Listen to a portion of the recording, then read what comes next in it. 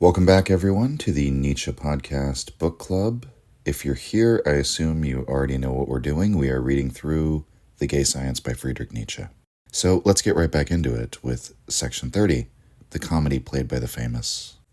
Quote, famous men who need their fame, like all politicians, for example, never choose allies and friends without ulterior motives. From one, they desire the reflected splendor of his virtue. From another, the fear inspired by some of the dubious qualities that everyone associates with him. From someone else, they steal the reputation of his leisure, his lying in the sun, because it serves their own purposes, to appear inattentive and idle at times. This conceals the fact that they actually lie in wait. Now they need a dreamer near them, now an expert, now a thinker, now a pedant, as if he were their alter ego. But soon they do not need them any more. Thus the surroundings and exteriors of famous men die continually, even while everybody seems to be pushing to get near them and lend them his own character. In this they resemble great cities. Their reputation keeps changing like their character, for their changing instruments demand these changes and push now this and now that, real or fictitious quality out onto the stage. Their friends and allies belong, as I have said, to these stage qualities. What they wish, on the other hand, must stand that much more firmly and unmoved, its splendor visible from a distance, and this too occasionally requires a comedy and a stage play.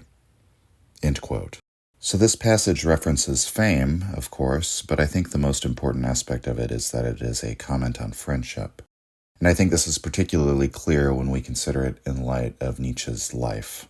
But before we get into any of that, I think we should ask first, what is friendship? What do we think that friendship is? What are the modern ideas of friendship? And like with many modern ideas, I think when we try to explore what the commonly held ideas are, we find just a series of platitudes. You know, a friend is someone who's there for you. So what is the meaning of that? I mean, it's someone who's merely present in your life. Or the friend is somebody who offers you a helping hand when you're down. You know, somebody who helps you move or buys you a beer when your girlfriend dumps you. So the friend as helper. I think Nietzsche believes in a different notion of friendship. He believes in the Greek notion of friendship. It's not as if he doesn't believe the friend isn't a helper. It's just that that definition is impoverished, at least according to Nietzsche. And in his conception, friends are more like mutual competitors who make one another better. And this could even be described as a kind of refined enemy. For an example, we might think of a sparring partner or another musician who helps you to create better music. I mean, Nietzsche, for his part, discusses the competition between Pindar and Simonides in his essay, Homer's Contest. We might also think of John Lennon and Paul McCartney, who are both great songwriters, and they're certainly friends, they're bandmates, but they had very different approaches to songwriting, and in a way they attempted to outdo one another on each of their albums, who could have the bigger hit. And so, you know, Nietzsche gets this notion of friendship from the ancient Greeks, or he interprets it into the Greeks. The Greek city-states are agonistic. They're in a constant state of struggle for greatness between the various city-states, and then within those city-states between the various citizens. And underlying all of this culture of competition is a notion of friendship that doesn't come from Plato, but that Plato would eventually articulate in the Symposium. True love, the highest eros, is the love experienced or practiced by the lover of the soul, the friend who wishes to bring forth something great in those whom he loves. And that means, in practical terms, to bring them closer to the idea of a virtuous life, to bring them closer to the good life. And so we can recall one of the earlier aphorisms from this book, entitled The Things People Call Love. This is section 14, where Nietzsche gives this definition of friendship. Quote, a shared higher thirst for an ideal above them, end quote.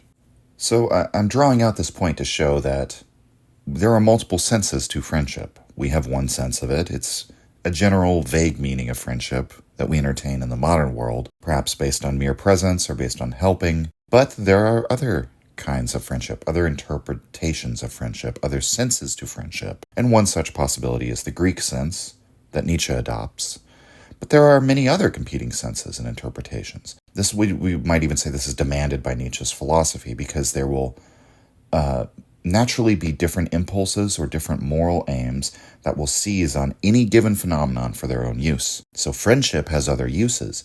Friendship has a different sense depending on how the friendship is established and between whom. And the kind of friendship that Nietzsche believes in, the Greek sense, is implicitly based on that sense of relative equality. So Simonides doesn't establish a rivalry between himself and a common poet, but with Pindar. John Lennon isn't in competition with some guy playing guitar in the street corner, but with Paul McCartney. So there's a relative equality in terms of how this friendship, this refined sense of being an enemy, this friendly rivalry, this friendly competition is established. But in the type of friendship that Nietzsche describes, going back to the passage in section 30, there's a relative inequality. There is an imbalance in the significance of the two parties, or we might say there's an imbalance between the social standing of the two parties, because one of the people in the friendship is famous. So he describes the famous man who needs his fame, not just somebody who happens to be famous, but he mentions politicians. We could see the artist as another such person. It's not as if fame itself is the point, and that certainly could be the case with some people. That's true enough. But in general, I wouldn't interpret Nietzsche's statement here that way as referring to those who have some sort of inner necessity for fame, because he mentions the politician. Do many politicians simply want to be famous as an end unto itself? I'm sure that's true. But on the other hand, the politician is a public figure who quite literally succeeds or fails based on how popular he is. So he needs fame, whether he likes it or not, as a means unto an end, as a means of achieving some higher purpose. The same is true of an artist who must have an audience if he is to succeed as an artist. And so if you become a public-facing figure, a public-facing personality, friendship becomes yet another way or yet another domain in which you have to take control of how you're seen and perceived. If you need your fame, if that is a necessity for you, then your mind must always be on how to manage the public perception of who you are.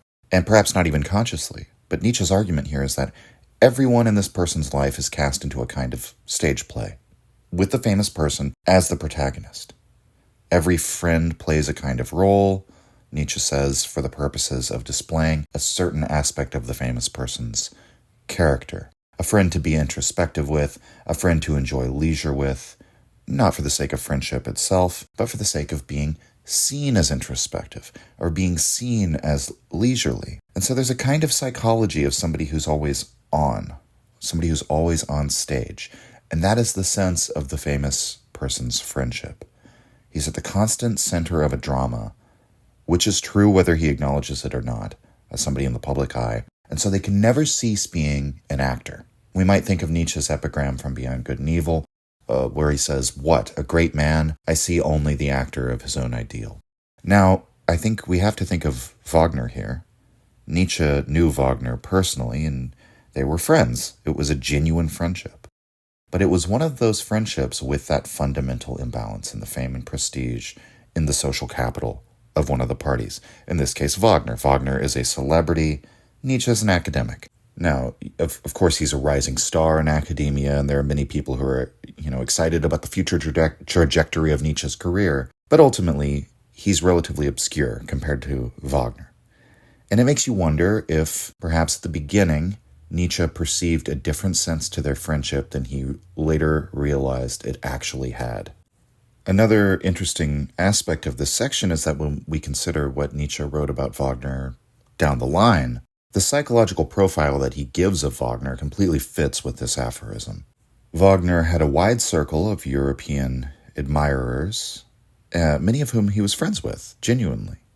But many of them also played subservient roles to Wagner. And among his inner circle are notable men in every domain of life. I mean, Nietzsche is just exactly the kind of person that Wagner collected. He's this young classicist with a philosophical mind who can fulfill that specific role of giving Wagner's cultural movement a philosophical language. And also in Nietzsche contra Wagner, Nietzsche describes Wagner as an actor in that passage as well. He says he's fundamentally an actor. And he also describes his operas as a kind of inner psychodrama where various pathologies appear on the stage. So, in other words, various impulses, in this case pathological impulses, are given a voice in Wagner's work. And so the famous person has a need for friends for this same reason, in that He's giving a voice to all the different impulses within himself, different sides of himself, as Nietzsche puts it in this passage. And his friends or allies are simply wearing a mask or playing the role in order to bring out that side of himself. And so the fixation is always on how he is perceived from the outside in. And to us modern people, with our construction of identity based on authenticity, this probably sounds somewhat awful, because the famous person can never be his whole self, so to speak, so long as he still has need for his fame. Fame requires not showing your whole self to the world. You become more of an image of a person than a whole person, for a variety of reasons. And so I think this passage is useful from the angle of showing us that friendship can be established on these unequal grounds, and thus have an entirely different sense from friendship established on equal grounds. There's a sort of Nietzschean rule of thumb that you can take, I believe he says this in Beyond Good and Evil, that multiple phenomena, even contradictory phenomena, can be confounded under a single label. And that a difference in quantity, so to speak, in this case, whether we have an equilibrium or an imbalance, a balance or an imbalance, that's a quantitative judgment. That can have an effect of changing the overall sense of what may appear at the outset to be the same type of relationship, friendship. And we can see in the specific example of Nietzsche's friendship with Wagner that Nietzsche must have realized that it was not established on the basis of equality, that the kind of friendship that Nietzsche really yearns for, the Greek type of friendship, it could never occur under this sort of unequal or imbalanced relationship. How Nietzsche was made into just another role in the stage play of Wagner's life. And so with that, we will move on to section 31. And this one is entitled Trade and Nobility. Quote, "Buying and selling have become common, like the art of reading and writing. Everybody has practiced it, even if he is no tradesman, and gets more practice every day. Just as formerly, when men were more savage, everybody was a hunter and practiced that art day after day. Then hunting was common, but eventually it became a privilege of the powerful and noble. It lost its everyday character and its commonness because it ceased to be necessary. It became a matter of moods and luxury. The same might happen someday to buying and selling.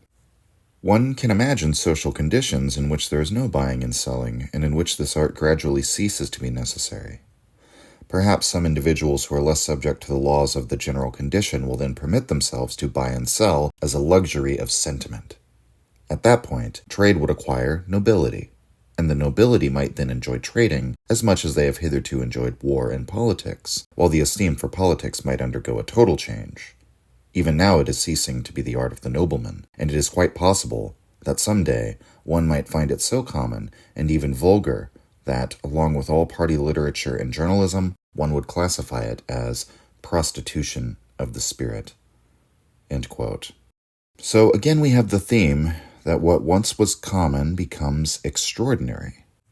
We saw this in the earlier section entitled A Kind of Atavism, in which Nietzsche says the instincts of extraordinary individuals of a later age of civilization are simply the instincts that were common at its earlier stage. The great man is not some mutant, he's simply a throwback, a kind of holdover from an earlier time. But Nietzsche also says this about thought. You remember that section as well, where he says once thinking had to be developed just like all of our other aptitudes as a species, and there must have been a time where thinking was an incredibly extraordinary thing that people had to invest great effort into doing. Now we think all the time. It's an incredibly common activity. And then Nietzsche here uses the example of hunting. Previously a normal and universal human activity eventually becomes the privilege of the nobles. And so the same might well be true of trading, buying and selling. That all of the talents involved in doing business are common to all now. We practice them every day, the way that the hunter-gatherer practiced it every day as a way of life. And so that perhaps the social circumstances could change such that, because that is an aspect of our current social circumstances, perhaps that could change such that that common way of living, that way of being a homo economicus, could move from being common to extraordinary. And that would give the economic way of life a kind of nobility, implying that, of course, it does not have it now. But Nietzsche also talks about this phenomenon moving in the opposite direction, of going from noble to common, going from something that is the reserve or the privilege of a few to sort of being given and sort of becoming common. and being given to all. And the example that he uses is politics. We are all becoming political men. And, Nietzsche says that maybe one day politics itself will cease to be the domain of the nobles. Which is, again, it's a very interesting claim because, Aristotle says that man is the political animal. That's sort of what's definitive of mankind. And Nietzsche, idolater of the ancient Greeks that he is, looks at the Greeks he says are the political men par excellence, who are obsessed with politics, with these sort of geopolitical struggles between city-states and so on. Well, Nietzsche imagines a set of social circumstances in which the political life is no longer regarded as noble, but as something akin to prostitution. And the examples he uses is reading party literature and journalism. So the news of the moment and the latest partisan political line, that is sort of the plebeianization of politics. It's not the great politics of past ages. We will have now a different sense to politics, a common politics. And as for how we could get to a sort of nobility of trading in which the ordinary people are no longer living economically, I mean, we could imagine a couple of scenarios, right? You could imagine a sort of moneyless Star Trek utopia in which, there is no need, there's unlimited resources, so there's no need for the average person to buy and sell. But we could imagine that they could still be obsessed with politics. They would still have political struggles.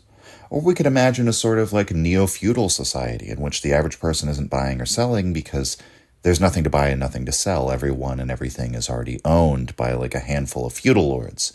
And in that case, these people might engage in buying and selling, but the average person is just sort of a cog in a machine, right? And even then we might imagine there would be politics, because politics is a form of entertainment and it's a great distraction for people.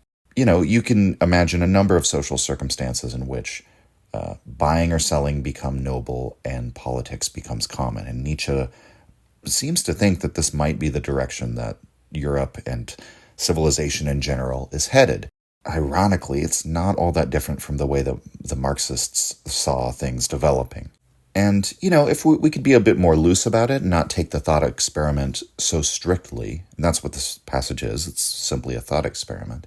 If we take the thought experiment a little more loosely, we could say that it somewhat resembles the situation today. We have a business elite today, and they regard their talents, their definitive talents of the elite class as buying and selling at business. And yeah, the average person's still doing transactions, but they're not like making deals, right? When you go to the convenience store, you're not making a deal. You're not sitting down and brokering like a merger of a major corporation. It's kind of a different thing, right? You don't really have to actually have a business acumen in that way. In the world where everyone's working for these mega corporations and there are fewer small holders, the average person is actually not as much partaking in the talents of buying and selling, sharpening his talents of buying and selling to the degree that the business elite is. And on the other hand, even people without a college degree, people who, don't know the name of the Secretary of the Treasury will have really strongly held political opinions because they read the newspapers and they read the party literature, which in modern times, the party literature are, TikToks and YouTube reels by partisan actors. And so in a way, I think Nietzsche was actually, if we take this thought experiment as a sort of hypothesis about the direction of Western society, he's not too far off. But I think there's an implicit, there's an implicit value judgment behind all of this, that the really extraordinary person is the one who does not have to buy and sell. In other words, one of the best things about having a lot of money is not having to think about money. And for his part, I don't think Nietzsche thinks the rich today are actually capable of that type of leisure. They think about their money all the time. They're very much locked into this culture of industriousness. But at the very least, those who are smart enough to seek leisure, to realize that as a true good, and who do succeed in obtaining it, usually have to become people of means before they can find it, right? One could almost say it takes an extraordinary command of the talents of buying and selling in order to escape that lifestyle of buying and selling. And so that one has to become an exceptional prostitute before earning the right not to prostitute oneself, we might say. I think this accounts for the fact of why many people among the upper crust don't actually become better people on their way to wealth, in the sense of being virtuous people or creative people or even just simply leisurely people. They carry that same proclivity for falsehood that comes with the marketplace, the same restless industriousness, the same concern with the small details and the momentary. They carry all of that into their high-status life. And so the argument is simply that we could imagine a kind of nobility to the economic mode of being if it were extraordinary and something that someone did strictly out of leisure. And the fact that everything seems to be going in the opposite direction, I think helps Nietzsche's case even more, because if we consider the actual development of the human animal under this mode of being, this economic mode of being, it does not seem to have that ennobling quality. It seems instead to that the economic way of life levels everything. It reduces everything to one fungible quantity, which is capital. So that, to me, seems to be more like what's going on. But just a lot of interesting sort of insights within this little thought experiment. So after this, let's move on to section 32. Quote, "Undesirable disciples. What shall I do with these two young men?" cried a disgruntled philosopher who, quote, "corrupted youth, as Socrates had once done. They are unwelcome students. This one cannot say no, and that one says to everything, half and half. Supposing that they adopted my doctrine, the former would suffer too much, for my way of thinking requires a warlike soul, a desire to hurt, a delight in saying no, a hard skin. He would slowly die of open and internal wounds. And the other one would make some personal compromise with every cause he represents, and thus compromise it. Such a disciple I wish my enemy." End quote. So there's a play on words there at the end. This is one where the German is interesting and worth taking a look at if you can read the language. But one would make some personal compromise with every cause he represents and compromise it. So we have the meaning of the word compromise in the sense of making compromises, concessions, diplomatic reconciliation, meeting someone halfway. And then we have the sense of the word in the terms of being compromised, being undermined or invalidated. That's the half and half person, as Nietzsche says. So we have these two types of disciples that Nietzsche says he says are undesirable, and one of which he says he wishes to be his enemy. So this is a repudiation of those types. So one can't say no. And what Nietzsche means in this context is the kind of person who can't say no to morals, to metaphysics, to consensus opinion, to thou shalt. That's what no saying means in this context. That's why it would take a delight in saying no, a kind of cruelty and a kind of warlike soul. Because when you dispense with these moral and metaphysical ideas, you're attacking the dearest held beliefs within the human mind. It will hurt you and it will hurt others when you express these critical ideas. Then the one who says, well, half and half. And that's where the play on words comes into play, compromises, compromised. Now, Kaufmann seems to think that the compromised one is Nietzsche's sister, and I would agree, Elizabeth was not a good interpreter of her brother's work. But I actually think that Walter Kaufmann himself is probably a better example of the half and half interpreter of Nietzsche than Elizabeth is. He's not alone, by the way. I'm not calling out Kaufmann specifically. Many people do this for many different reasons. People like Jordan Peterson, Karl Jaspers, Baumler. But Kaufmann is one such case, I think, who, in his interpretations, he always tries to bring Nietzsche closer to his own position, to the liberal position, to square the circle of Nietzsche's thought with liberal individualism. And oftentimes Kaufmann is very convincing, by the way, because like it or not, this element does exist in Nietzsche. But in many cases, he tries to take some of Nietzsche's thoughts that also fly in the face of that idea and tries to pull them back, tries to pull them halfway back, we might say, to put it into language that can still be justifiably interpreted within, the sense of liberal individualism. Now, as I've said in the past, I'm a Kaufmann defender. I'm a Kaufmann appreciator. I think his translations are still the best, and his attention to detail in commenting on these texts, I think, is largely with the intent of just better elucidating the text, rather than giving his own opinions. But it just simply has to be admitted that in his interpretations, Kaufmann turned away from certain aspects. He wanted to marginalize certain aspects of Nietzsche's thought. Again, not even a specific dig at Kaufman. I would accuse multiple or even most interpreters of Nietzsche of doing this. They always have to pull him in some direction or other to make sure it doesn't, often to unconsciously make Nietzsche serve their own agenda. And I'm sure somebody could make the argument that I do this.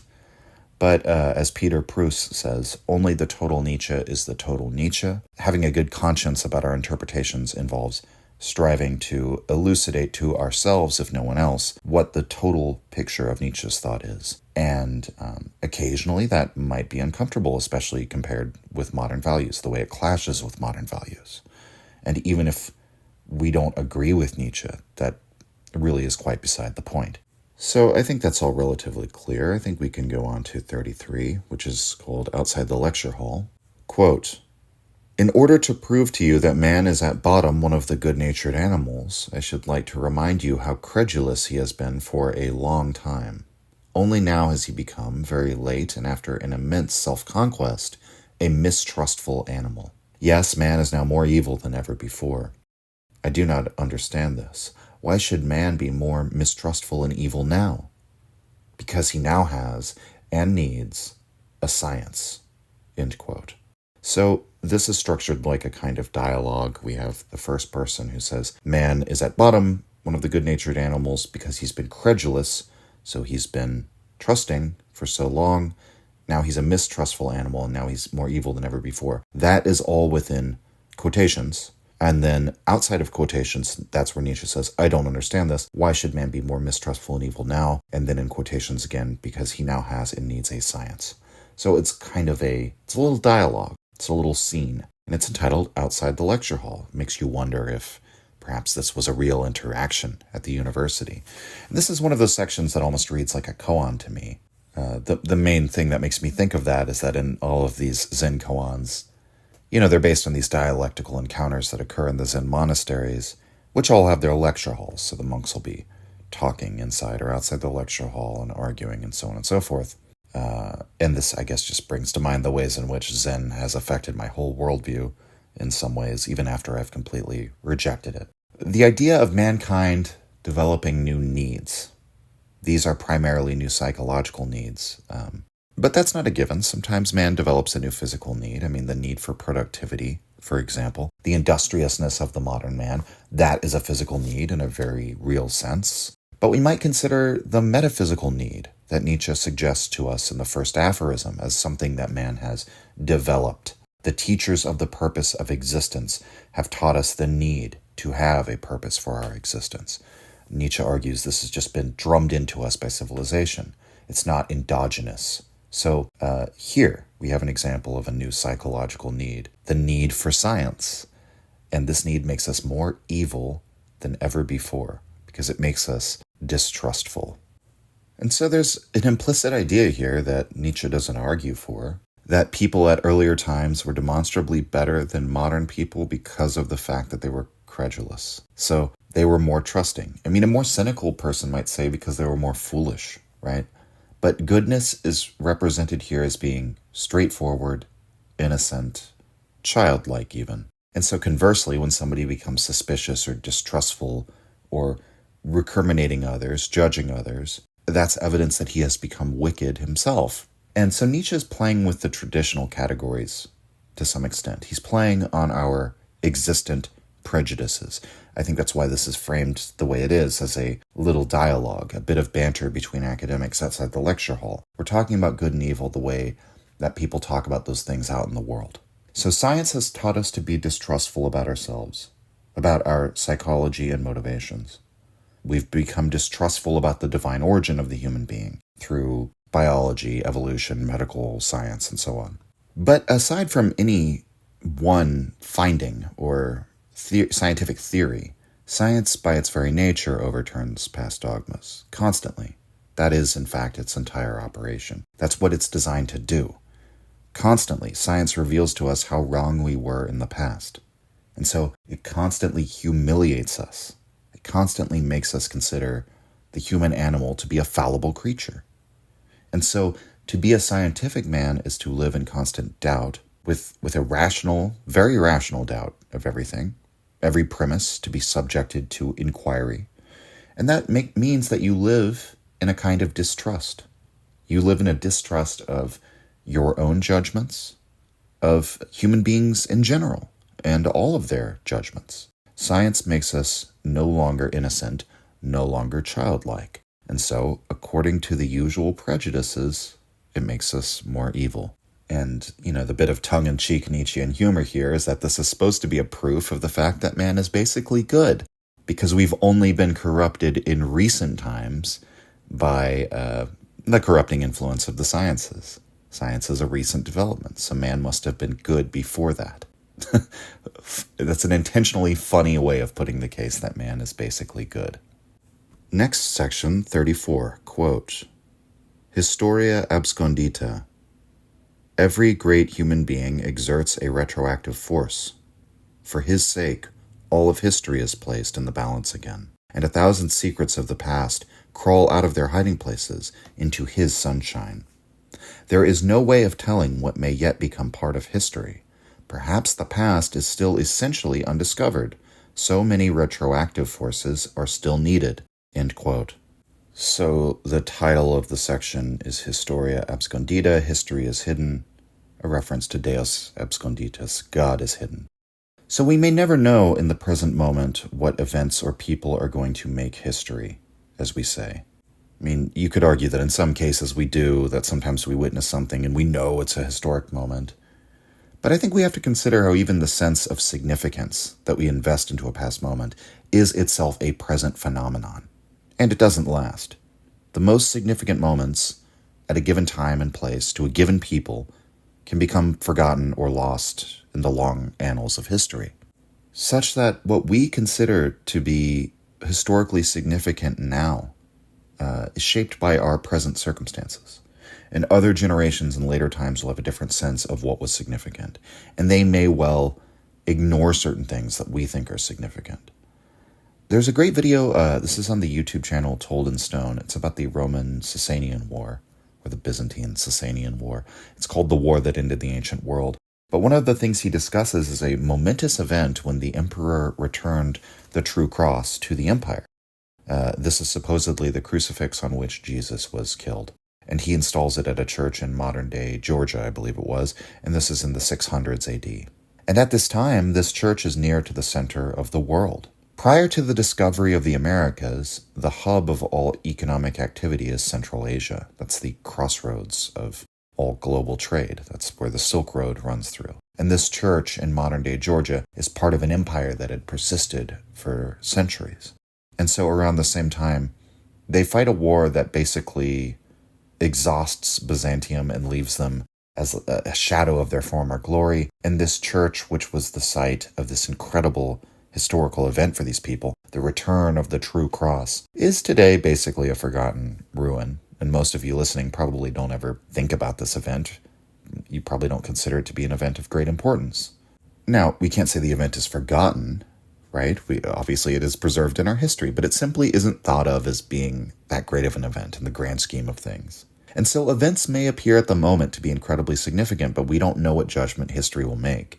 And it's not clear how long you would have to wait after the event to know its quote-unquote true significance, even for hundreds or even thousands of years afterward.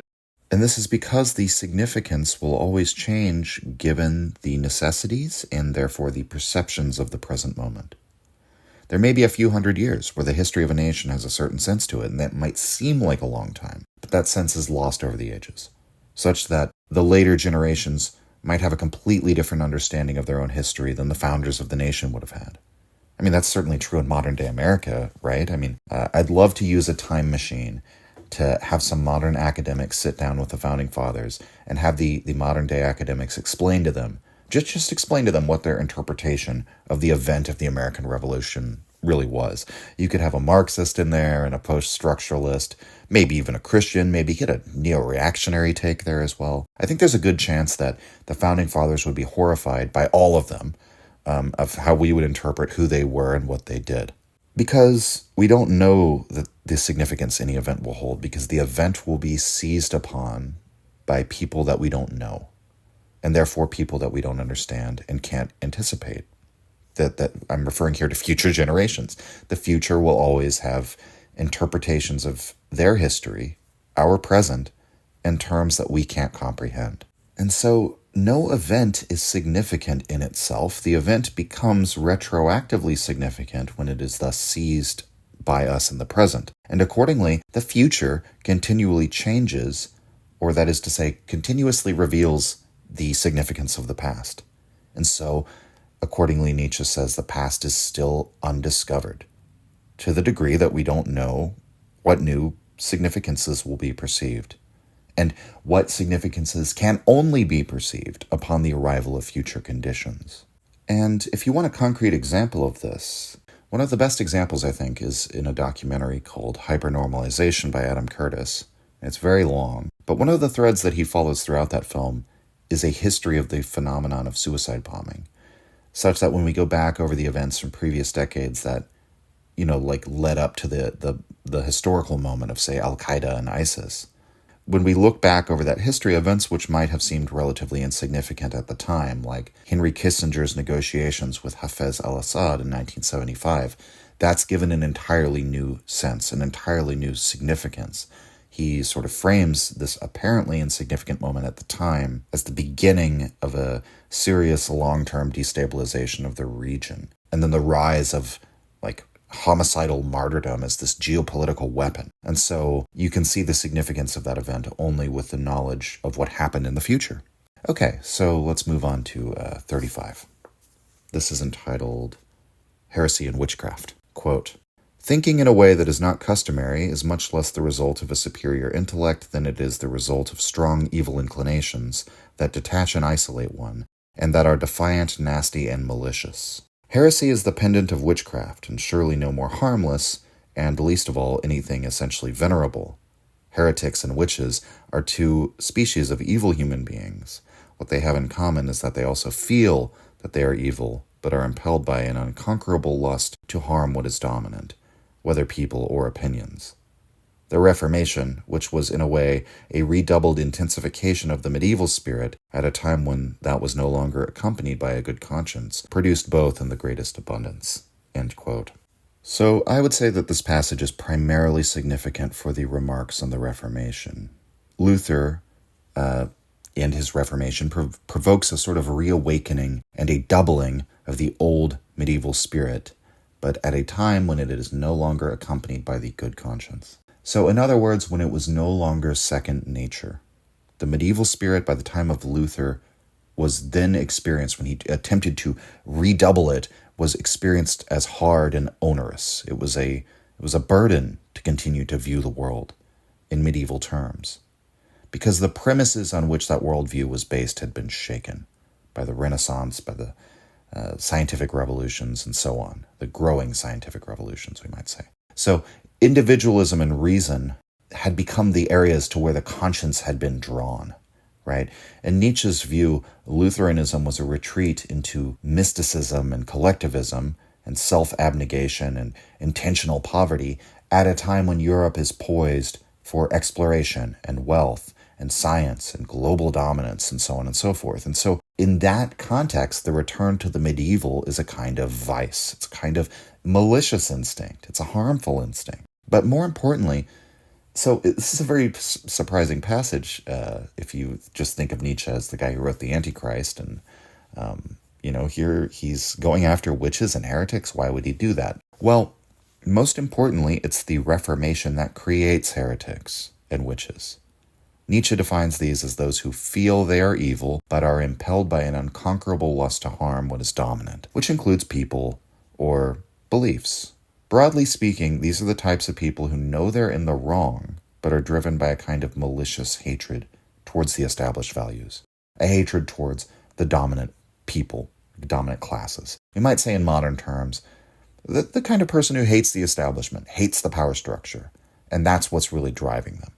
The forcing of old mores when they're no longer believed in with good conscience, naturally stirs ressentiment. And of course, Nietzsche hasn't come up with this theory of ressentiment as it appears in the genealogy, but I think ressentiment is clearly at play here in the picture that he's giving us, the psychological picture that he's giving us.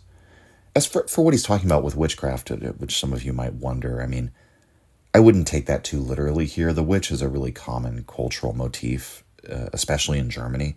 I mean, that's where all of our Grimm's fairy tales come from, after all. The witch is associated with the godless woman, the woman of loose morals, woman of no morals, and the heretic, obviously, the person whose religious doctrines oppose that of the church.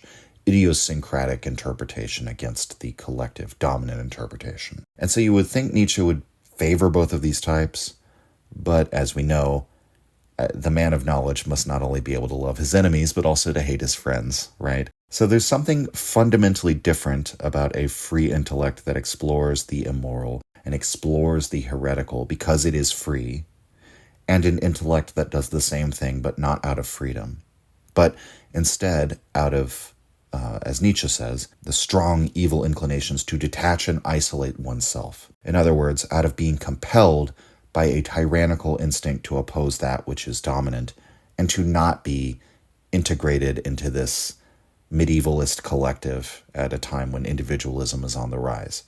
In a way, the psychological picture that he gives us in this passage is just sort of it's almost like a macro scale representation of the inner drama that might go on, that gives rise to ressentiment, right? The heretic and the witch is sort of like the physical embodiment of ressentiment in society. When some sort of rule or law is attempting to be imposed upon the society that is inappropriate for it, there will be this lashing out. And, even though Nietzsche calls witchcraft and heresy harmful and not worthy of veneration, and directly calls them evil, we do have to keep in mind, when Nietzsche calls something evil, it's not the same thing as a lot of people calling something evil. It's not necessarily a repudiation in the moral sense. He does have a negative assessment of these things, but it's not from the angle of moral repudiation. It's that such antagonistic orientations to the dominant power structure is not actually an expression of freedom. It's another compelled response. And that the return to the medieval spirit was experienced as something oppressive and negative to the European soul, which wanted to go in the other direction. And so there was, again, a backlash. So it's not a moral analysis. It's still a psychological analysis. Nietzsche can be sneaky in that way. I almost wonder if passages like this are a sop to the old school, traditional moralist who might have picked up Nietzsche's work, just to throw them for a loop, if nothing else. Next we have 36, which is one of my favorite sections in this book. It's entitled Last Words. Quote, "It will be recalled that the Emperor Augustus, that terrible man who had as much self-control and could be as silent as any wise Socrates, became indiscreet at his own expense when he uttered his last words. For the first time he dropped his mask by implying that he had worn a mask and played a comedy. He had played the father of the fatherland and wisdom on the throne, well enough to create the illusion. Plaudite, amici, commedia finita est," which means, applaud friends, the comedy is done. Back to the text. The idea of the dying Nero, qualis artifex perio, what an artist perishes with me, was also the idea of the dying Augustus, an actor's vanity, an actor's garrulity, truly the opposite of the dying Socrates. But Tiberius died silently. This most tormented of all self-tormentors was genuine and no actor. What may have passed through his mind in the end? Perhaps this: life is a long death. Fool that I was to shorten the lives of so many. Was I made to be a benefactor? I should have given them eternal life. Then I could have watched them die forever. For that I had such good eyes, qualis spectator perio, which means, what a spectator perishes with me. When after a long struggle with death, he seemed to recover his strength again, it was considered advisable to suffocate him with bedpillows. He died a double death. End quote. So we have the deaths of 3 Roman emperors discussed here, and each expresses some sentiment tying them to some type. Although the sentiment expressed by Tiberius is one that Nietzsche quite openly has made up, so keep that in mind. It's his interpretation of Tiberius and putting words into his mouth. We have the death of the actor, Augustus, of the artist, Nero, and of the spectator, Tiberius. And we should also note that the deaths of Augustus and Nero are compared. And they're set in opposition to the deaths of Socrates. Remember, he says Augustus is so like a Socrates, but his death is the very opposite of the death of Socrates. And the death of Socrates is a topic we've already covered many times, so I'm sure you're already familiar with that. So Augustus's last words to the public were, "I found Rome a city of brick and wood, and I left her a city of marble." But his last words to his inner circle were, "Did I play the part well?" In other words, to the public, he wears a mask. He wears the mask of the great man, the actor of his own ideal. And when he's speaking more genuinely to those close to him, he only asks if he was a good actor. He lets the mask slip. And there's something about this approach to life which necessarily treats life as comedic. And I'm reminded of Nietzsche's attempt to summarize Heraclitus's position on, this is in Philosophy and the Tragic Age of the Greeks, where he's saying, if someone were to ask, where does arising and passing away come from? Why this endless dance of becoming? Why existence at all? Nietzsche imagines Heraclitus responding by saying, it is only a game. Do not take it too seriously, and still less morally. So the actor has a more comedic approach to life because they recognize that outward persona as just that. Persona literally means mask. The word we get for person comes from the term that they used for the mask of an actor. The conscious personality is superficial in that way. And let's recall the preface to this book, where Nietzsche says, the Greeks knew how to live because they were superficial out of profundity. They knew in some way that it was better to stop at the surface, stop at the level of appearances. And there's the notion also in Hinduism, Advaita Vedanta, that all reality is the play, lila, of the Godhead. The play in the sense of playing a game, or play in the sense of playing a part. Thou art that. That is the saying, the sort of the watchword of the Vedantist, and it's a reminder that we are all the Brahman, simply adopting a role as a mortal being in this material existence. And while I don't think Nietzsche shared anything close to that metaphysical perspective, I think that example helps us grasp Nietzsche's attitude towards life. The conscious persona is equivalent to the superficial manifestation of who and what one is. It's a sort of post hoc representation. It's a manifestation of one's impulses. Consciousness is not the rule of existence, but its rare exception. It's a mask adopted by the actual being, which is the body, the organism, the living thing. And so Augustus, in his dying words, quite opposite to Socrates, recognizes himself as the mere actor, the mere appearance, the man who played the role of the father of a fatherland. Now in Nero, we find the man whose last words are, "What an artist perishes with me." And Nero considered himself an artist most likely because of the spectacles that he put on. This seems to be one of the main preoccupations of his reign, according to many ancient authors. He put on extravagant shows. And, I'm sure we've all heard of the many outlandish spectacles that happened in the Colosseum or in the Circus Maximus. Well, Nero is responsible for many of those stories about ancient Rome. And so I went and I looked up in the Annals of Tacitus, quote, "Of the entertainments of Nero, the most famous for their infamous extravagance were those given by Tigellinus, which I will describe as an illustration, so I will not have again and again to narrate similar extravagance. He had a raft constructed on Agrippa's lake, put the guests on board, and had some smaller boats tow it to set it in motion. These boats glittered with gold and ivory. The crews were arranged according to age and experience in vice. He had obtained birds and beasts from remote countries and sea monsters from the ocean. Brothels were set up on the margin of the lake. These were crowded with noble ladies, and on the opposite bank you could see naked prostitutes making obscene gestures and movements. As darkness approached, all the grove around and surrounding buildings echoed with singing and shone brilliantly with lights." End quote. So, quite the extravagant production, right? And these types of spectacles are why Nero feels he's an artist. His art is theatrics. He's a kind of director. That is how he uses the office of the emperor, to become a director of spectacles. And his regret when he dies is that, what an artist perishes with me. Rome shall now be deprived of my artistic productions. So, he used this reservoir of human capital, this empire that had collected manpower and resources and exotic animals and so on and so forth from all over the world, all over the known world to them. And he used these things fundamentally for wasteful purposes, which is to say artistic purposes. I mean, he's famously so aloof about actual affairs of state that we have that old story that he fiddled while Rome burned, which is obviously apocryphal because they didn't have fiddles back then.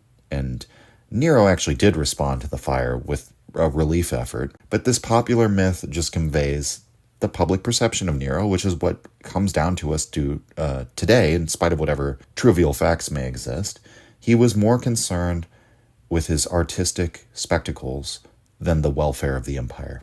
Socrates' death is the opposite of these two emperors that Nietzsche has discussed, because Socrates dies with that kind of grim seriousness. He dies, the last words on his lips are not the words of a comedic actor, but a tragic actor, a tragic figure. He wouldn't even consider himself an actor. He would consider it to all be very real and serious, right?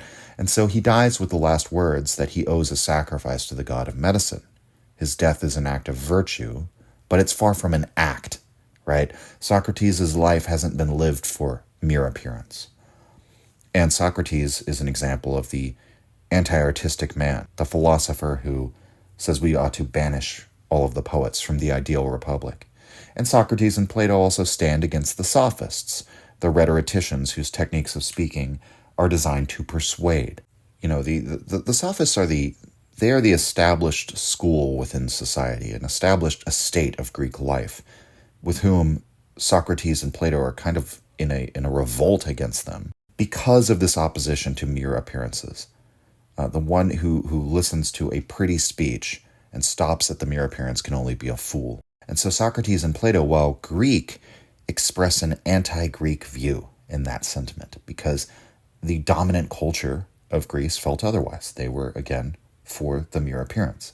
Socrates and Plato are, they want to go beyond the mere appearance. And that is sort of the definitive trait for Nietzsche of their whole philosophical revolution. So there is a dichotomy between those later Greek philosophers and the Roman emperors.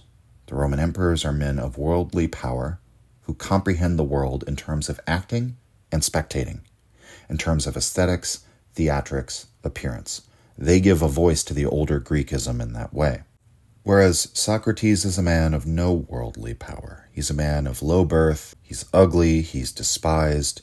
He looks instead to the intelligible world. For him, death is not merely an exchange of masks, but the judgment of one's character, one's soul, one's inner core, which is seen to be authentic and an independently existent thing beyond or behind the appearance. In terms of his appearances, Socrates would say, well, that's all skin deep. What matters is my inner life, my inner intellect. Whereas Augustus implies his whole life, his whole character, has been nothing but appearance. And then Nietzsche brings up Tiberius. And so, like Nero, Tiberius is one of the most hated Roman emperors. If you go down a list of Roman emperors or look at people's rank, people do actually still rank Roman emperors here in the modern times.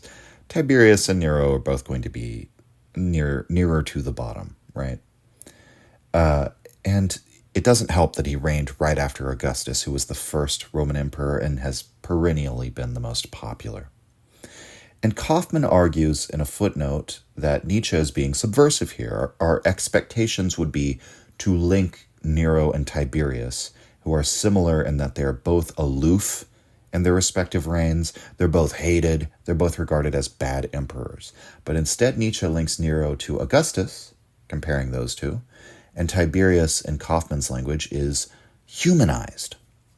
This is a point where I disagree with Kaufmann. I think the point is not to lower Augustus, whom Kaufmann sort of implies this. He says Augustus is normally lauded, but here he's linked with Nero. The point is not to drag Augustus down to Nero's level of ill repute. The point is to elevate Nero, because whatever our moral assessment of Augustus and Nero, both are fundamentally artists. And actually, I might even put it forward that Nietzsche might not even be intending to necessarily make value judgments here. I think there are some implicit value judgments, but I think the important point is classing them both as artists, for better or for worse. So one leaves behind the work of art in the form of deeds, the founding of an empire, beautifying the city, great works of architecture that he sponsors and brings into existence. The other, works of art in the form of theatrics, Nero's great spectacles that echo down to us through the ages, through the annals of history. Tiberius, meanwhile, is set apart from Nero, with whom he might normally be compared. Both are aloof, both are withdrawn into their own world, perhaps callous to the population at large. But Tiberius withdraws to his palace on Capri, and he is notably passive. He's not even artistic or creative, not even in a wasteful or callous way like Nero. He's simply removed from the action. And for a time, the prefect of the Praetorian Guard is more powerful than he is. This is a common theme among Roman emperors of the Principate period. And eventually he's smothered by another Praetorian prefect, and that is part of the ascendance of Caligula, who's another hated emperor in Roman history. Now, how bad was Tiberius actually? I mean, he was hated in his own time and compares usually unfavorably with Augustus. But unlike wasteful emperors such as Nero or Caligula, Tiberius actually saved up the empire's wealth. He ran a surplus. He didn't embark on great projects of building or adventurous military endeavors. And that had positive benefits, as, just from a strictly pragmatic point of view. But Tiberius is remembered by Pliny as one of the gloomiest of all men, a man who never really wanted to be emperor, a man who was granted no divine honors after dying. I mean, famously, the citizens shouted, "To the Tiber with Tiberius," because normally criminals' bodies were thrown in the river. So they're saying for the emperor's body to just be thrown in the river. He was perceived, rightly, I think, as a man unfit for the office, who then retreated to a private pleasure island and mostly did nothing.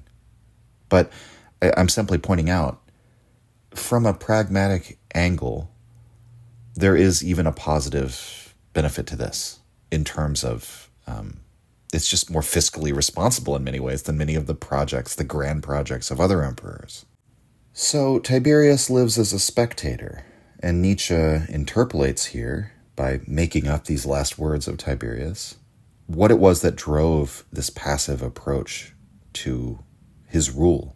And he suggests here that it is an outlook that life is a long death.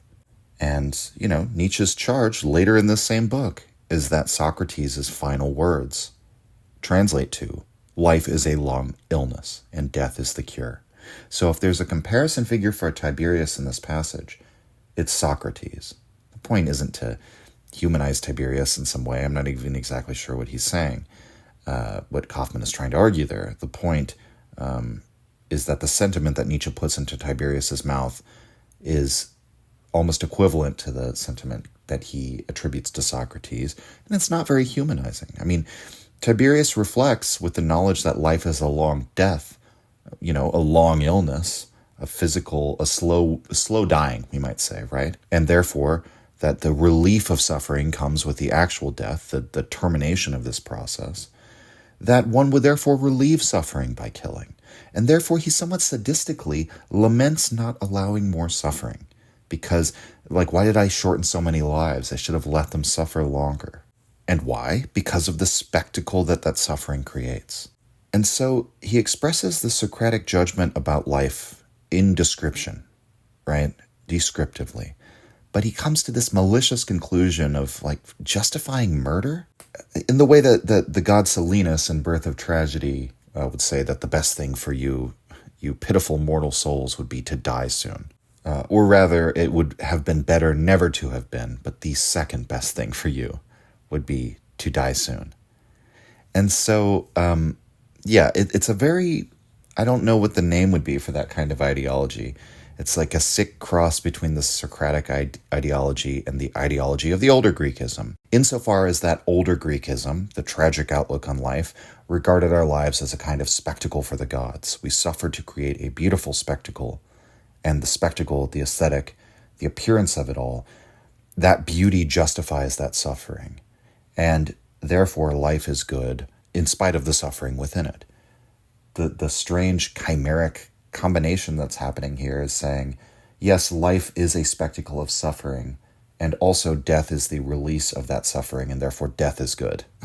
So, we might say that this kind of ideology comes from the Socratic worldview being introduced into the world and then being adopted and believed by an emperor, a person of worldly power. Because to put oneself into the role of inflicting tragedy, of conducting the tragedy, the way that Nero conducted one of his three theatrical sort of spectacles, would be to put oneself in the role of a god, to put oneself on par with the gods. And so that's the corruption of the theoretical worldview that is expressed in Socrates. To say that life is a long illness, we're going to make our entire philosophy fixated on how to deal with suffering, how to die well. This is the entire Socratic philosophical milieu, whose inheritors are Platonics and Stoics and Epicureans. You take all of those philosophical approaches to life and put them into the mind of a man who is quite literally called a god on earth, Divus. What does that create? Well, it creates a monster. It creates Tiberius, a man who places himself not in the role of an actor, a figure acting within the tragedy, but as a spectator to it, as the divine who simply watches and enjoys the tragedy. That is what Tiberius does. He withdraws and watches. And he doesn't want to be an actor. He doesn't want to play a part in worldly politics. He doesn't even want to be emperor. So Kaufmann is onto something. There is a subversion that Nietzsche is pulling here in this interpretation. But I would just read Nietzsche's implicit judgments in this passage very, very differently. Tiberius comes off to me as a Schopenhauerian, as a noble spirit of the late age of his civilization, its dying age, therefore susceptible to be corrupted by Socratism, and then therefore the creation of this monstrous spectator soul who is completely passive and nevertheless malicious. Meanwhile, Nero, in his active political nihilism, harnessing the political for the sake of the aesthetic, is compared with Augustus, the first emperor, the best emperor, the man who turned Rome into a city of marble. Perhaps the Romans who wrote the histories and always had a negative view of Nero were not yet able to seize upon that kind of interpretation like we are, because history had not yet unfolded. We today, who are not Romans and for whom the acts of Augustus are exactly as impactful on our own lives as those of Nero, which is to say, not at all, we can simply regard both men as artists, as men who threw themselves into the spectacle of life, the great spectacle. And that is how Nietzsche sees them. Or rather, that's how Nietzsche interprets their last words and how he interprets, conversely, the silence of Tiberius. Okay, so a lot to unpack there, but again, I really love that aphorism. So, of course, I wanted to spend a bit of time on it, really explore some of the complexity behind it. Okay, let's move on to section 37. This is entitled, Owing to Three Errors. Quote, during the last centuries, science has been promoted, partly because it was by means of science that one hoped to understand God's goodness and wisdom best. This was the main motive of the great Englishmen, like Newton. Partly because one believed in the absolute utility of knowledge, and especially in the most intimate association of morality, knowledge, and happiness. This was the main motive of the great Frenchmen, like Voltaire. Partly because one thought that in science one possessed and loved something unselfish, harmless, self-sufficient, and truly innocent, in which man's evil impulses had no part whatever.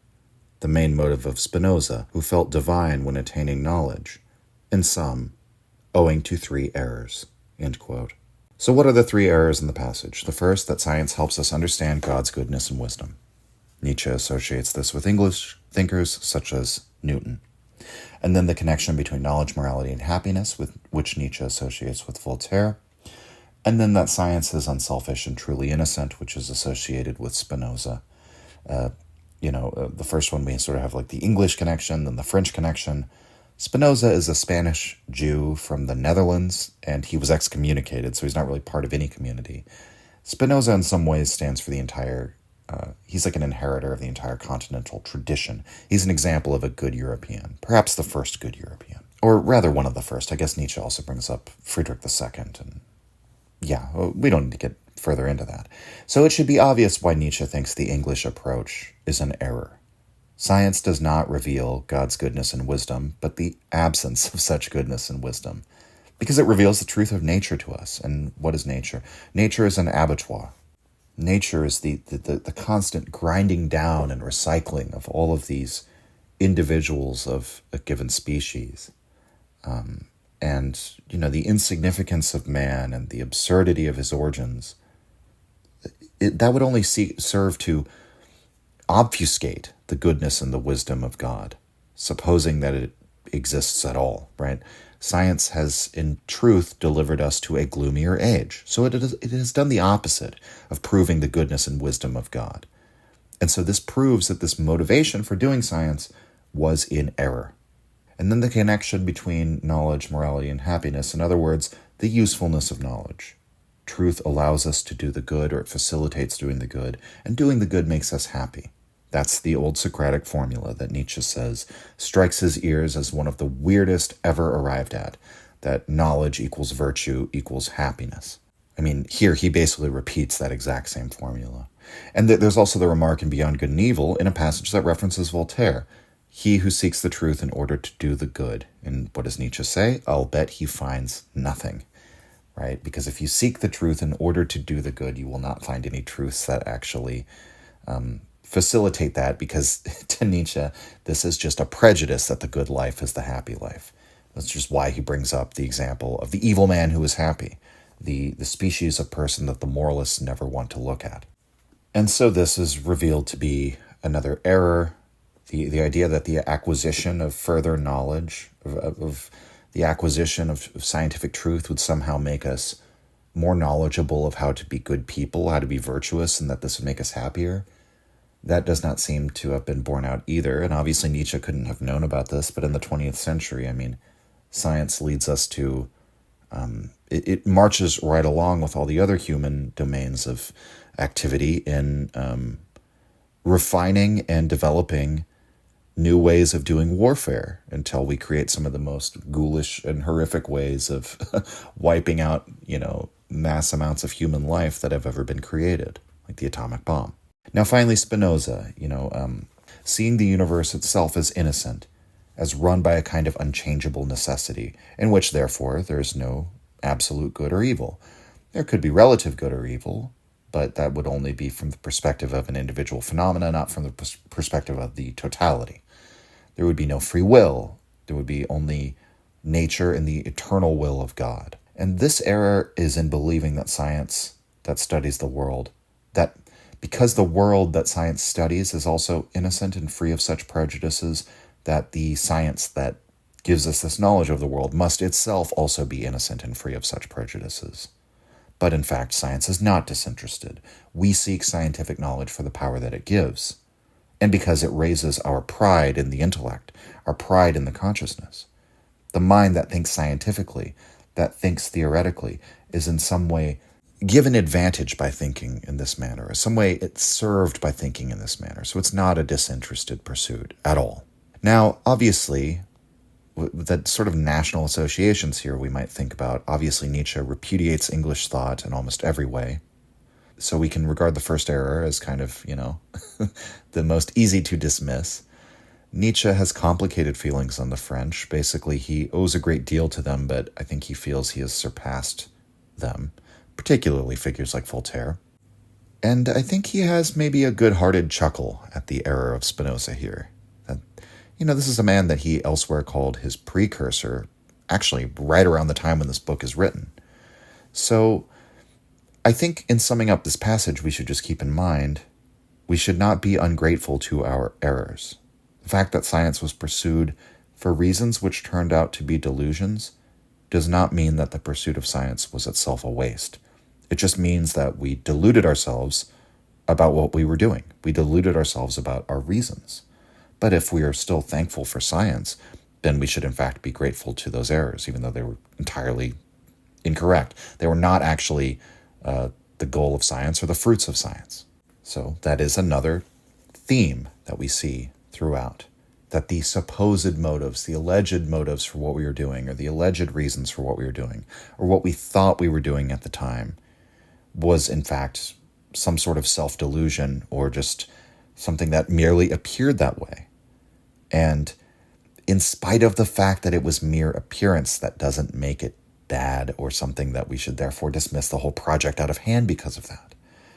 Again, recognizing truth is built on the foundation of error and ignorance, and therefore being grateful to error and ignorance. It's a very peculiar way to approach the world, but it is, we might say, definitively Nietzschean. So let's go on to 38, a very short section, another short section. Quote, "The explosive ones. When one considers how much the energy of young men needs to explode, one is not surprised that they decide for this cause or that without being at all subtle or choosy. What attracts them is the sight of the zeal that surrounds a cause, as it were, the sight of the burning fuse, and not the cause itself.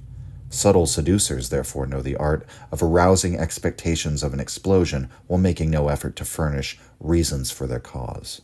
Reasons are not what wins over such powder kegs." End quote.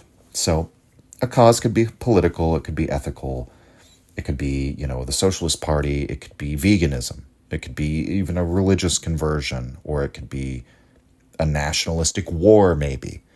Any kind of great cause or task or project that youth throws itself into. These movements attract the young, and they're primarily driven by the young, with some exception, but we don't need to get into that. The point is that reasons are not the reason why young people involve themselves in these causes. It is a feeling, it's a drive, it's a force within them that needs to be expressed or released in some way. And that is true of all young people. We might even say just all energetic people, people who are young at heart. And what happens to young people who live with no such purpose or no outlet for such explosions of energy, that can be rather dark. But in any case, it might be tempting to listen to the idealism of young minds and hear them express their reasoning for why they have to take up this or that social cause. But in truth, it's a feeling that needs to find its fulfillment, its release. And Nietzsche says, therefore, the subtle seducers will know this. And who is he referring to?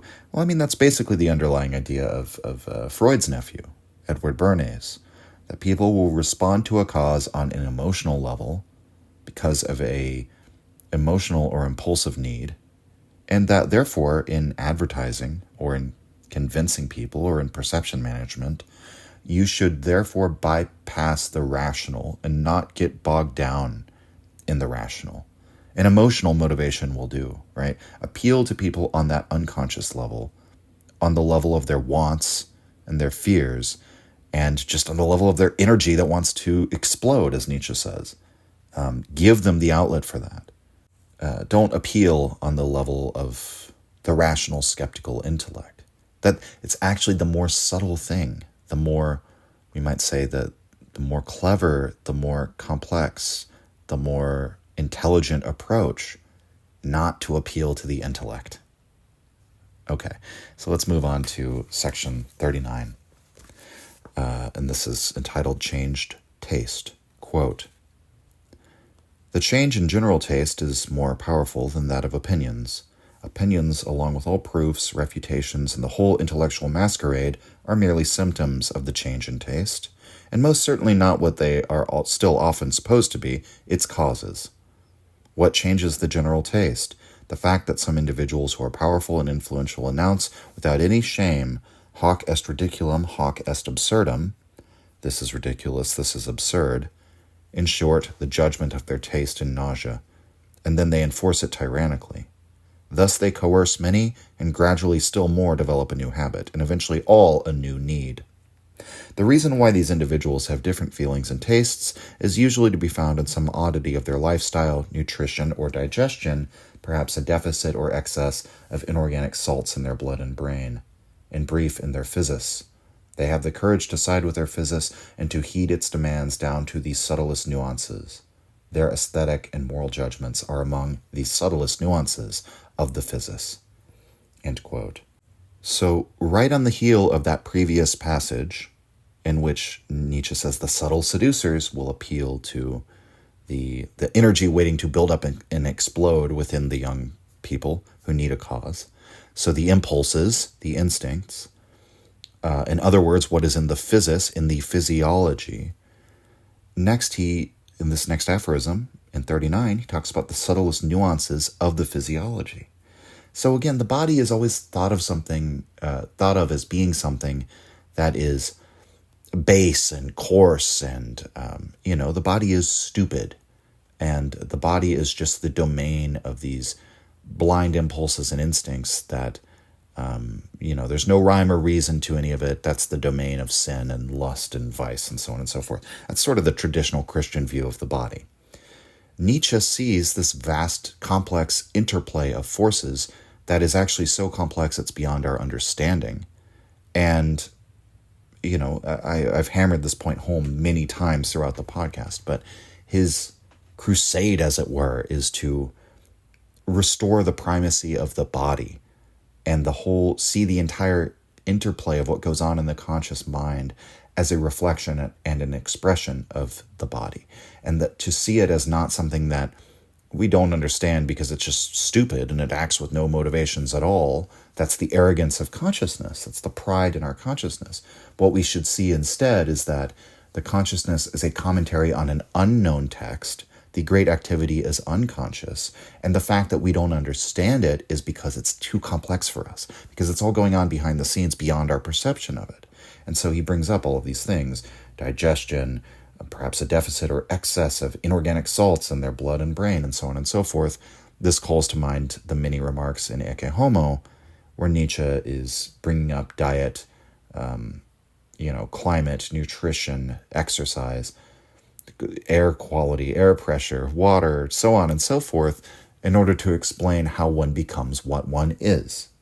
In explaining how he becomes who he is, Nietzsche doesn't say, I had this idea and I had that idea, and I voluntarily made this decision out of my free will. And it's not this conscious narrative. It's a physiological narrative of how he becomes who he is. He talks about his descendants from his mother, who's strong and hardy, and his father, who was a sickly man, and how he has therefore health and sickness both within himself. And he talks about his illness, his physical illness, as the source of his philosophy, and therefore his suffering as the source of his philosophy. And he talks about these formative experiences that he's had, but first and foremost, he talks about those little things. And he says that philosophy has basically taught us to turn our eye away from the little things that make up life, right? All of those individual threads that weave together to create the tapestry of the person. We look at any one of those and say, well, that's insignificant. What matters are these high-flying metaphysical ideas, these abstract ideas that are so grand and so high above us. And Nietzsche basically is attempting to flip that. And so we have that in this passage. And so what is it in this passage in 39? What is it that leads and what follows? What is active in this formulation? So one's taste changes. The way one feels changes. The underlying sentiment, we might say the gut feeling, as we say, changes. And then what happens? Reasons and proofs and refutations follow after. So again, reason plays the role of giving a post hoc justification. It is furnished with conclusions at the outset of its inquiry. And it must find reasons for why that conclusion must be right. And so reasons are therefore not necessary. They are an effect. They are not the cause. And Nietzsche here discusses the general taste, what we might call the zeitgeist. But importantly, it's not the zeitgeist. I mean, that comes to mind just as I say this, that the way we describe this phenomenon, what images or words we use matter. Because Nietzsche's not describing the spirit of the times. He's not describing the mind of the times. He's describing the taste of the times. And importantly, this is not some sort of product of the collective or of the herd. He suggests that the taste of the times is sort of tyrannically imposed by those who are powerful and influential. And I think that's almost inarguably true when it comes to aesthetic taste, when it comes to what's popular musically or popular in fashion and so on and so forth, that, you have, what do we call them? We call them influencers, right? You have people who are influential on pushing the taste, the collective taste in a certain way, that it is something they compel or impose. And so even that, the social structure has more... that the social structure that Nietzsche describes has more in common with the way he sees an impulse giving a sort of tyrannical order to the consciousness to come up with a post hoc rationalization or what have you. The impulses leading or pushing the consciousness, driving the consciousness. Similarly, we have the tastemakers driving the national taste or the general taste, we might say. And so the aesthetic and moral judgments of the time are the subtlest nuances of the physis, of the physical, the physiological. So again, just the important thing here is the unconscious impulse leads and the intellect follows. And taste, which there is no accounting for, right? That old adage, there's no accounting for taste. That is what accounts for where the zeitgeist goes. Let's move on to section 40. Quote, on the lack of noble manners. Soldiers and leaders still have far better relationships with each other than workers and employers. So far, at least, culture that rests on a military basis still towers above all so-called industrial culture. The latter, in its present shape, is altogether the most vulgar form of existence that has yet existed. Here one is at the mercy of brute need. One wants to live and has to sell oneself, but one despises those who exploit this need and buy the worker. Oddly, submission to powerful, frightening, even terrible persons like tyrants and generals is not experienced as nearly so painful as is this submission to unknown and uninteresting persons, which is what all the luminaries of industry are. What the workers see in the employer is usually only a cunning, blood-sucking dog of a man who speculates on all misery, and the employer's name, shape, manner, and reputation are a matter of complete indifference to them. The manufacturers and entrepreneurs of business probably have been too deficient so far in all these forms and signs of a higher race that alone makes a person interesting. If the nobility of birth showed in their eyes and gestures, there might not be any socialism of the masses. For at bottom the masses are willing to submit to slavery of any kind, if only the higher-ups constantly legitimize themselves as higher, as born to command, by having noble manners. The most common man feels that nobility cannot be improvised, and that one has to honor in it the fruit of long periods of time. But the lack of higher manners, and the notorious vulgarity of manufacturers with their ruddy, fat hands, give him the idea that it is only accident and luck that have elevated one person above another. Well then, he reasons, let us try accident and luck. Let us throw the dice, and thus socialism is born. End quote. So, as I've pointed out in past aphorisms, Nietzsche has sort of implicitly criticized the business elite. But here, the notion of their inferiority is made incredibly explicit. I mean, he calls them blood-sucking dogs and talks about their ruddy fat hands and basically says that this is an elite that has arisen at a time when hierarchy has become entirely desacralized. There's no divine sanction of the social structure. It's merely a creation of mankind, and we all accept that. And so, through hard work, connections, or luck, one finds that he who was once at the bottom of the structure can move to the top, and vice versa. And it's really the luck element in the fact that the whole system is so fluid, and that the only thing that matters is how much money you were able to acquire, that there is no sort of historical or ancient kind of veneration for a certain class of people. And if we compare this to the military basis of discipline, which is a more basic, we might say even more brute form of command and obedience, nevertheless, the hierarchy is more concrete and more reified. And accordingly, the leaders have a better relationship with their subordinates. Because the hierarchy is more legitimized, even though it is also fluid, right? But you can't get rich quick, or in the way that you can get rich quick by luck or by, you make some good trades and you're in the right place at the right time. In just out in the world as an economic person, you can't become a general in a couple days, right? There is a sense when you're in the military that there is a kind of rational order or structure to it. I don't even want to say rational, a justified order or structure to it, not because of chance. But that's precisely what we get in capitalist societies. There's the element of chance, that one's position is never set in stone. Fortunes can be made, fortunes can be lost. And above all, there's a social messaging that permeates society in this way of life. Anyone can be the boss, right? That this is actually promoted but by the capitalist worldview. We want everyone thinking that they can be the boss. But that fundamentally means the boss is no different than you are, no different of a person. There's nothing in his essence that's different from you. In theory, you could learn all of the same skills of buying and selling and trading and all of that, and making smart business decisions, and you could become the boss.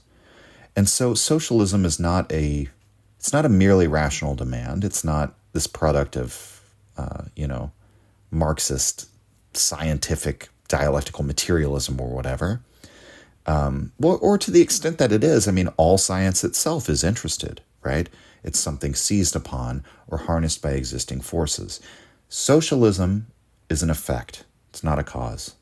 And for better or for worse, what is the cause? The cause is capitalism, more specifically by the desacralizing effects of capitalism and the fact that market forces break down the old class structure, the old religious truths, and the power of religious institutions and state institutions and other. Capitalism is more powerful than many of those competing poles of power or hegemony in society. And so what Nietzsche says here is actually quite compatible with Marxist arguments, and it's the basis. I believe many of the Marxists who have attempted to enlist Nietzsche for their fight will use this aphorism, that capitalism is a prerequisite for socialism, and in fact, the unimpressive nature, the lack of nobility that is clear for all to see, and the sort of like fat, slovenly parasites and just unimpressive, airheaded people that we see in the business elite, that leads to socialism. Because people say, why not me? This person's pathetic. And so the difference between Nietzsche and the socialists is that he doesn't regard this as a positive development, right? He's not saying, and socialism is the wonderful solution to all of this. He thinks this is all part of an inevitable degeneration of states that occurs on a kind of cyclical basis. And socialism is simply the next step, the holacracy, I believe the Greeks called it, or just the kleptocracy that's going to come once you have desacralized your order of rank. So, very important passage, I think, for understanding why Nietzsche is not in the same camp as Ayn Rand and many of these individualists and liberals and capitalists. He does not think that just because you made a lot of money, trading stock options, that you deserve to be in the elite. And in fact, explicitly says here, a military command structure. Societies which are still based on that military command structure are more admirable than societies which have adopted, as he says, so-called industrial modes of being and hierarchy. And it's very important, I think, to Nietzsche. Industrial society is based on industriousness. So you can cross-reference that with his comments on industriousness that we looked at earlier in the book. Let's move on to 41, very short aphorism, which I think expresses the overall spirit of this book. Quote, "Against remorse. A thinker sees his own actions as experiments and questions, as attempts to find out something. Success and failure are for him answers above all. To be annoyed or feel remorse because something goes wrong, that he leaves to those who act because they have received orders and have to reckon with a beating when his lordship is not satisfied with the result." End quote. So those last remarks in this aphorism, I think the idea of his lordship we have to correlate with the ego consciousness, which attempts to set itself up as voluntarily governing the self. So as a governor or a lord, the consciousness wants certain things to play out a certain way. And Nietzsche says basically we have to flip that perspective, retrain our consciousness such that we treat life as an experiment, as a way that however things go, it's simply an answer to a question. And this is a way of viewing life, a way of viewing the scientific worldview even, as a positive philosophy, and an attempt to reinterpret life in a way that makes it comedic. And it's right there in the name, against remorse. Who is it that causes us to feel remorse? Well, it's that conscious moral interpretation of our actions and of our character. That's the beating that we receive from the Lord, the bite of conscience. Whereas if we put the consciousness into its proper relationship, which is really a way of facilitating the living organism, the body, to facilitate those impulses and instincts, and therefore to do this by expanding our knowledge and our understanding, then consciousness should, if it treats itself with a more scientific bearing and approach to life, everything is an experiment, everything is provisional, everything is subject to doubt either now or at some future time, then the result shall be that we don't have this Lord dispensing beatings in the form of the bite of conscience. Instead, we'll be able to take everything a bit less seriously, a bit more experimentally, in a way more playfully. And so I think obviously there's a connection to Nietzsche's idea of amor fati, and this is an early expression of that idea. All right, let's go on to 42, which is called Work and Boredom. Quote, looking for work in order to be paid. In civilized countries today, almost all men are at one in doing that. For all of them, work is a means and not an end in itself. Hence they are not very refined in their choice of work, if only it pays well. But there are, if only rarely, men who would rather perish than work without any pleasure in their work.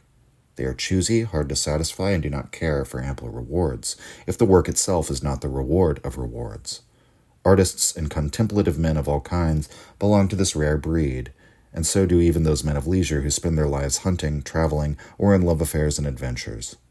All of these desire work and misery if only it is associated with pleasure, and the hardest, most difficult work if necessary. Otherwise, their idleness is resolute, even if it spells impoverishment, dishonor, and danger to life and limb. They do not fear boredom as much as work without pleasure. They actually require a lot of boredom if their work is to succeed. For thinkers and all sensitive spirits, boredom is that disagreeable, windless calm of the soul that precedes a happy voyage in cheerful winds. They have to bear it and must wait for its effect on them. Precisely this is what lesser natures cannot achieve by any means. To ward off boredom at any cost is vulgar, no less than work without pleasure. Perhaps Asians are distinguished above Europeans by a capacity for longer, deeper calm. Even their opiates have a slow effect and require patience, as opposed to the disgusting suddenness of the European poison, alcohol. End quote. So Nietzsche begins by describing the normal relationship with work, the one encouraged in this industrial society to have to find work, whether you want to or not. So you work with or without pleasure. You have to work either way. Nietzsche then describes a different type, which is rare. So that the previous type is common, the person who has to work. But then someone who would rather be bored than work, or rather be bored than work without pleasure in it. And in fact requires boredom, the way the average man requires his work. And, we might say for the average man, work might be a habit of his industrious value system, or it might be out of necessity. But for this person of leisure, boredom is just as much a necessity. And that doesn't mean his work is unimportant to him. In fact, his work is important to him precisely because it's not compelled. And the idea of being compelled to work would be anathema to him. And so boredom is what is compelled of him. Leisure is what is demanded by him. And so this type of person would experience work as an act of resistance against his nature. And so he could only sort of muster that energy in the name of some higher pleasure above boredom. And so he actually desires work and misery if and only if it is associated with pleasure. And then he'll take even the hardest and most dangerous work. And who are these rare people? Artists, contemplative men, men of leisure. He describes seeking out love affairs, traveling, hunting, adventures, seeking these out not because you're bored, like one of those worker drones who's like, I simply have to have a vacation. I've got to break up the monotony of the day-to-day grind. No, this is because they find pleasure as a kind of, what would you say, like punctuation to their boredom. Their periods of leisure are a kind of building up of energy so it can later be released. They don't suffer from boredom, right? And so this is, I think, in past ages would be a class of people, but I think now it's probably more like a personality type. It's a way of sketching out what a noble or extraordinary type of person might be.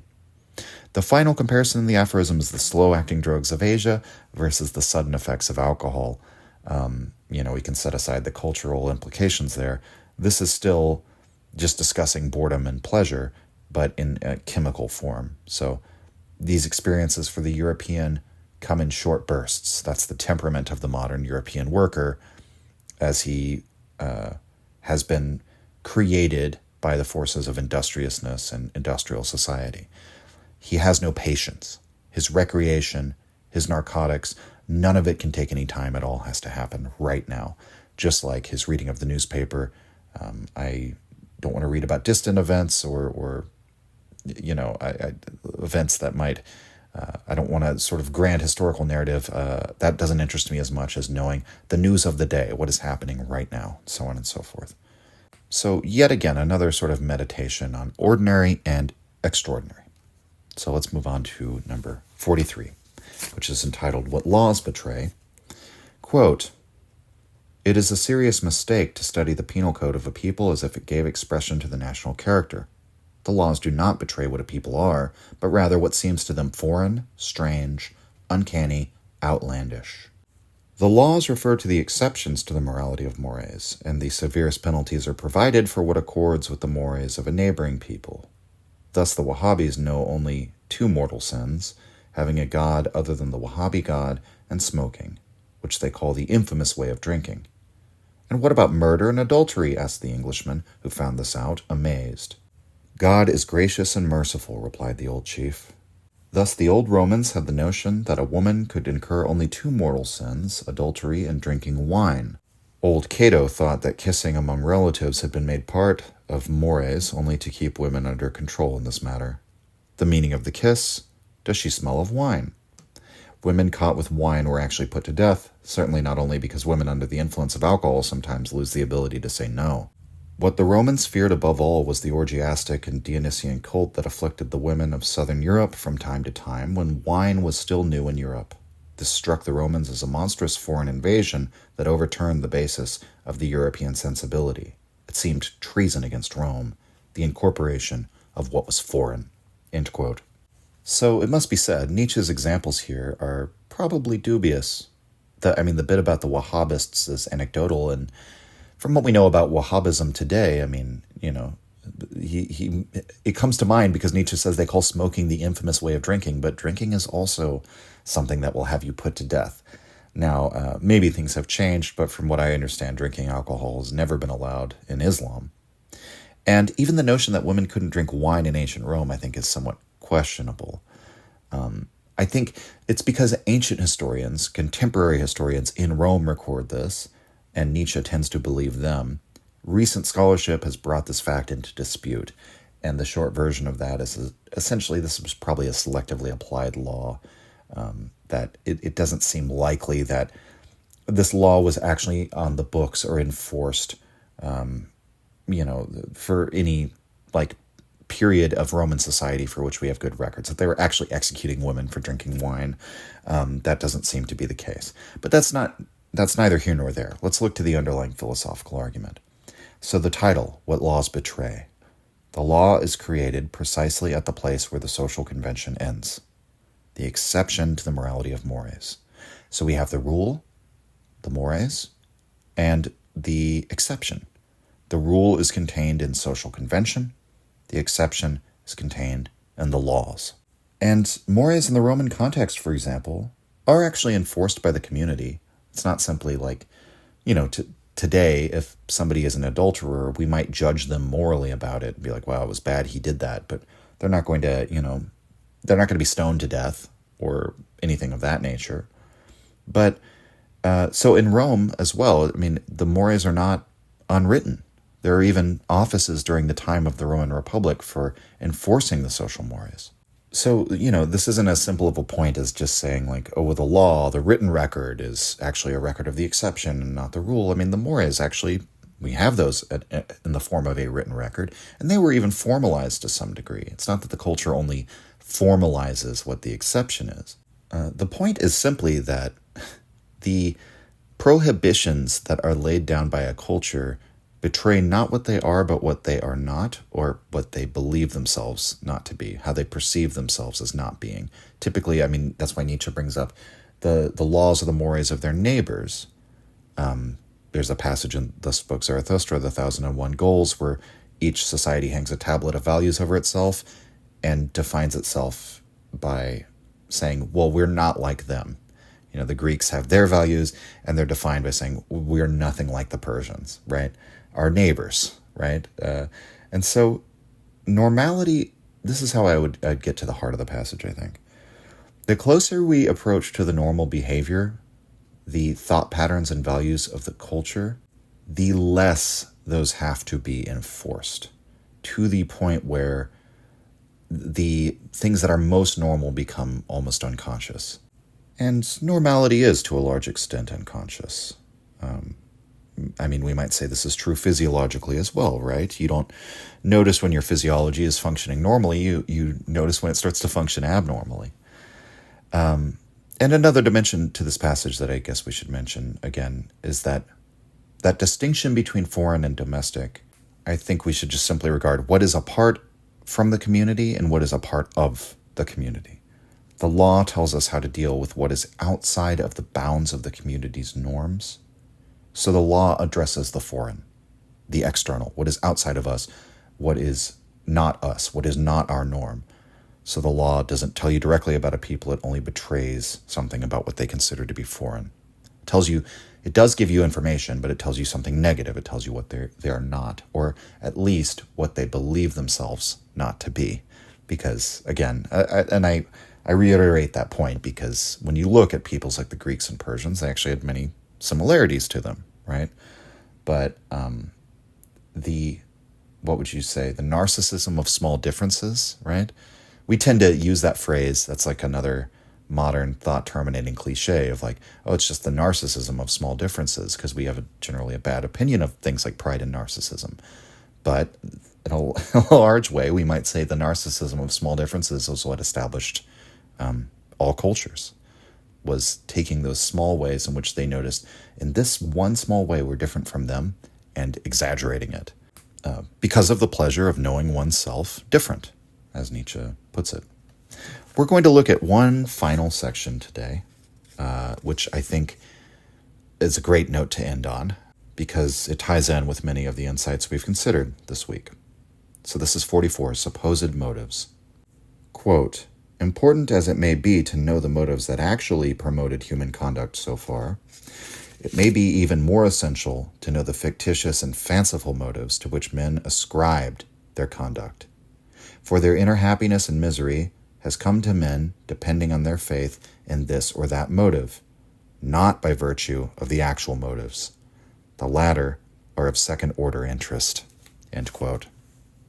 And my only comment here is that the truth of this aphorism is contained in all of the passages that we've considered thus far, isn't it?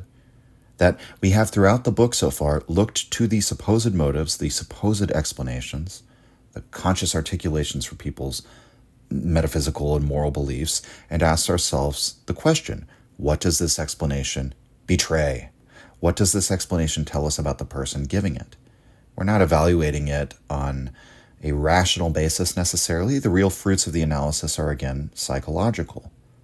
And once again, Nietzsche here is echoing that wisdom, not to be ungrateful for our errors. The truth or falseness of these judgments made in the history of human thought is not how we free spirits, are to evaluate the worth of those judgments. The real question is what the apparent motive tells us, what the appearance of what they were doing, how they understood it on the surface level tells us. So again, we stop and examine the surface out of profundity. That's all for this week, everyone. Next time, we're going to finish out book 1 of The Gay Science, and then we're going to get on to some regular episodes of season 5. Quite a strange thing to think. We're on the 5th season. We're going to, as I've said, come back to The Gay Science. I originally thought of doing books 1 and 2 at the same time, but I think it's going to be, I want to try out this new way of doing it, where we kind of intersperse these sort of regular season episodes of the philosophical lectures with the intense exegesis walkthrough of a single book. And sort of The Gay Science will be with us, therefore, throughout probably the next year or so of the podcast as we continually go back to it. But it's a large book, and it's a hefty book, and it's got a lot of ideas there. So after book 1, we'll get back into it. Join me next week for that, when we finish out our walkthrough of book 1 of The Gay Science. And then we'll get into some really exciting material for next season very soon. Thank you for joining me, everyone. Thank you very much. And I'll see all of you next time. Cheers. Signing off. If you enjoyed the Nietzsche podcast or found it helpful, you can visit us and support the show at patreon.com/untimelyreflections. The link is in the description. Or just share the show with any of your friends that you think might enjoy it or on social media. Thank you for your support.